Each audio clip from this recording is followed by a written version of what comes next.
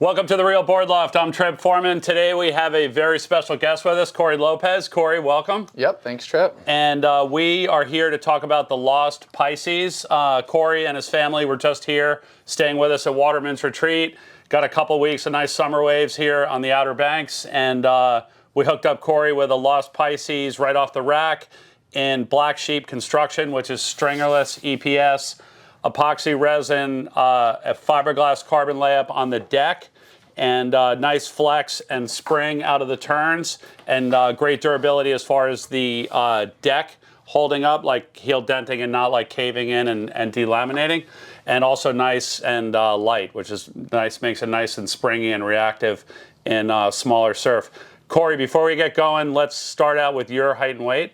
So I'm 5'10", 150 pounds. And what are the dimensions and volume on this board? So this board is a 5'3", 19.38, 2 1/4 thick, and 26 liters.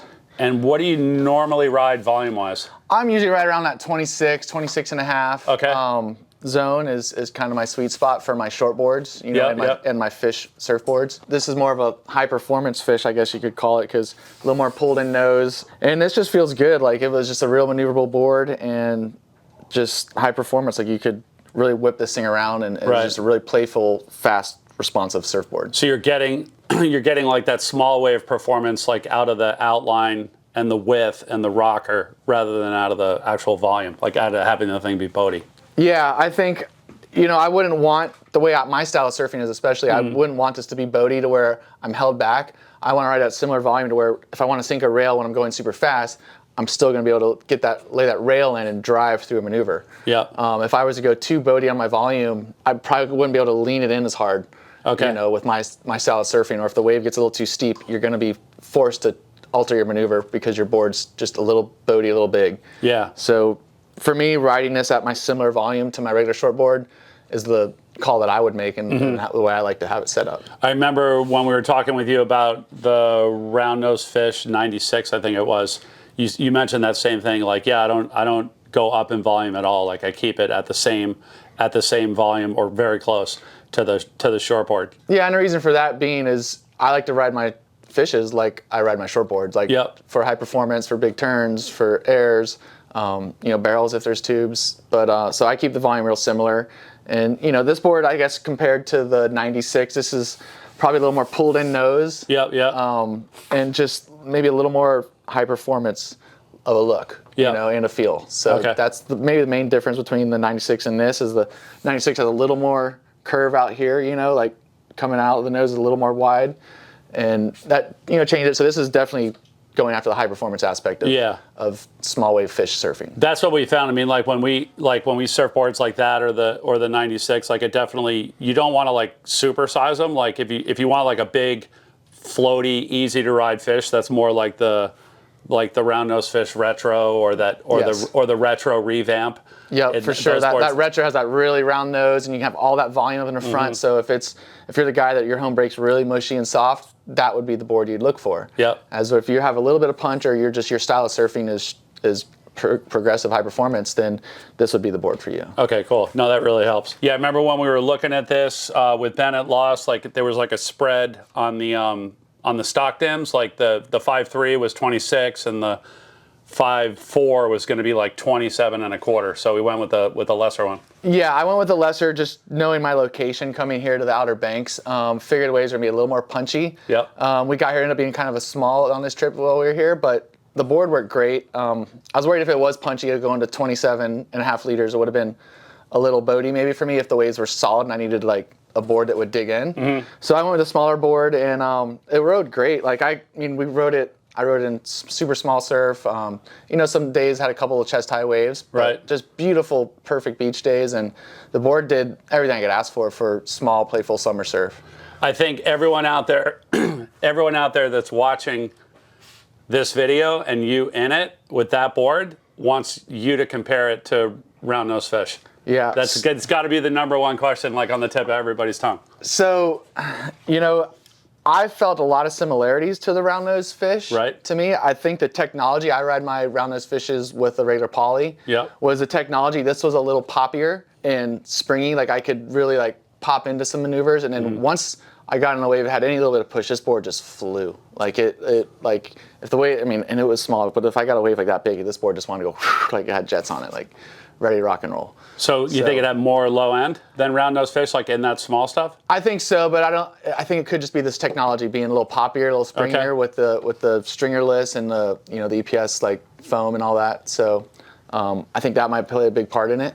So, but it was a super fun board. It was the perfect board for the waves we got on this trip. Yeah. And I really enjoyed it. So I think comparing the two boards, I think there's a lot of similarities in the two as far as feel. Like they're both super small boards. I normally ride my 96 fish as a 5.5, 19 and a quarter. Yep. As this was a little different dims, as this was stock dims. And so to get my leaders, I had to go to a 5.3, which is shorter than my normal fish. So I was a little worried how that was going to feel. I've never ridden a 5.3, and it was fine. I didn't have any problems with it. Okay. I didn't notice it being too squirrely. I did experiment with the fin setup when I first got on it. So I started with these Glen Pang fins that were really long and like that was like a twin plus trailer, right? A twin plus trailer. Okay. They're really big, and those surf was really small that day, so that was a little stiff having that really big fin in it. Okay. And that was a fiberglass fin, really heavy. It just felt a little bit of drag. So the pairing of that solid fiberglass heavier fin like on this really light board probably didn't match and up the waves all are that really well. small that day, but I could just feel the fin dragging as I was, I could get some speed going on line. As soon as I go to turn, it just kind of like was bogging out. Okay. And like I said, the waves were really, really small that day, and that was just too much fin for it. So then I went and put in some smalls. Actually, these are the medium clothes, but I put some smalls. I just kind of figured I'd play with it a little bit. I put some small Kolohe and Dino FCS, put on the tri-fin. Okay. And that felt much better, but still a little squirrely when I got on a good wave. So then I just went back with what I traditionally ride, which I like to ride my fishes as a tri-fin, medium fin, which I ride for all my short boards. Okay, so those are medium. These are medium, FCS yep, Kolohes. FCS Kolohes, which I ride in pretty much all my short boards. Okay. And yeah, that's just, to me, that's the most high performance I can make my fishes. So that was a setup I ended up going with this Pisces, and it worked well the rest of the trip. Let's talk about the deck durability, because I think that's one of the goals, like with this construction, is to have a board that's like light and springy, almost like a single glass, disposable pro, PU poly. Have it be light and springy, but like not have it like fall apart. After like 10 sessions. So yeah, I probably surfed that close to about 10 sessions on this trip, and then the last day was really big and 30-mile-an-hour winds, and it was horrible. But we went out, got some exercise, and we did our thing. But it was well overhead and just getting beat up and sandblasted. But yeah, the deck held up great. 10 sessions. There's a kind of a little baby bump over here on where my heel side is. A little bit of toe side, not a lot, and. But, I like when my boards get a little dent, so that these do dent a little bit, which I think is good. Okay. I think it's good to get a little dent in your boards because it gets your feet to get that sweet spot, after, I'm sure if I rode this thing 20, 30 times, it'll have a nice, just a little bit of dent in it and perfect to what you need. But not as much of a dent as like a single glass poly or even like a 2-layer. Yeah, this shouldn't dent like your regular poly would go. Okay. It's like if your traditional short board that you ride all summer, towards the end of summer, it's going to be beat up. Okay, and your heels will be out, your ribs cage spot will be like super, have the big dents in it. But this board will not go to that level. Where do you think like the ideal wave range is? Like, you only got this thing up to about chest high, right? Would you say, especially like coming from Florida, like, do you think it's a good like grovel? I think fish? This is a epic summertime small wave surfboard you take to the beach and just go have a blast on. Yeah. It's pretty versatile. I rode a couple bigger waves yesterday, but it was slopey. I didn't really get a good feel for it because it was just so bumpy and nasty. So I was wanting to, I just didn't quite get the right surf to tell you how it works when it's overhead. But the small waves, it was super playful, it's springy. I could do anything I needed to do on small surf. Felt like a kid again, right? Just hopping around, just surfing with all the kids. Well, that's that's a great segue actually, because that's the next thing we want to ask you is, it's one thing to be like of your generation, right? So I'm not even going to say older because you're not old, but to say of your generation, like, and your peers that you grew up surfing with, like, and to be in that generation, and so it's one thing to be in that generation and still like hunting the tubes that you hunt, right? Which is just paddling, hucking, and going, Yeah. But the ability for you to be that loose and that fluid and like kind of just bouncing around the lineup, like how is that? How do you maintain that over time? I think. Is it chasing your kids around and like surfing with your kids, or? Well, I enjoy chasing my kids around. It's fun watching them progress in surfing, and I really love surfing with them and just watching them. But my brain has always been focused around just fun and tubes. And, you know, to me, surfing that's fun is hitting closeout sections, doing airs, and ultimately the best thing in surfing is getting barreled. So if there's barrels around, I mean, I can surf all day. Like, you know what I mean? Like, I don't want to surf all day all the time, but if there's barrels and it's barreling for 7 hours, I will be out surfing for 7 hours until my body falls apart. No, so, I remember that last fall. You were like first one in, last one out every day. Yeah, it's just a mental thing. So to me, it's my brain just gets so excited when there's barrels, and I can go out there and just push myself to go as hard as I can.